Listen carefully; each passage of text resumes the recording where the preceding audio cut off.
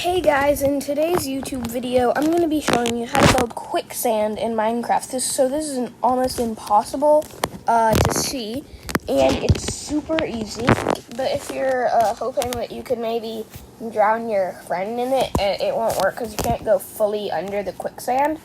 But it is really cool though, and it's even more realistic because real quicksand, you can get stuck in it, but you won't go fully under unless you're like super heavy. So what you're going to do is you're going to dig 4 sand blocks down, or you could also do gravel or like stone or something, because basically the only blocks you can use for this are blocks that fall. So concrete powder, gravel, sand, and that's it. So, and then replace the floor with soul sand. Don't use soul soil because that doesn't work. And then make sure solid, you have to place a bucket of water on each square, otherwise the bubbles won't appear, and that on some of the squares. And then don't place it on the top one, whatever you do, and put some sand down. This might not work on other editions, by the way, because I'm playing on mobile, and so it's a bunch of bouncing sand. And you could leave it like that, but then it's not really quicksand or anything. So you got to add cobwebs, and this is also what makes it so it's hard to get out of. And then as you can see, it barely moves once the cobwebs are on. It can be kind of difficult. There we go. And then once it's absorbed the cobweb, just looks like some little glitch.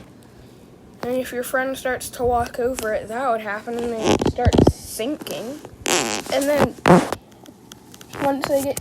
by the time they get to the other end, then they'd be too deep down and they wouldn't be able to get out. They'd have to use a elytra, which is kind of hard to activate when you're underwater. And this is what it looks like from under the thing, but you won't sink from under there. I'm just gonna go into third person so you can actually see what it looks like. So third person front. So that's what I look like. I'm sinking, and yes, I activate the elytra, and as you can tell, it's really hard to get out even with an elytra.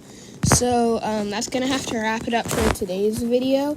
It's really simple and a good way to protect a safe house or something. So, yep, if someone falls in that quicksand, they aren't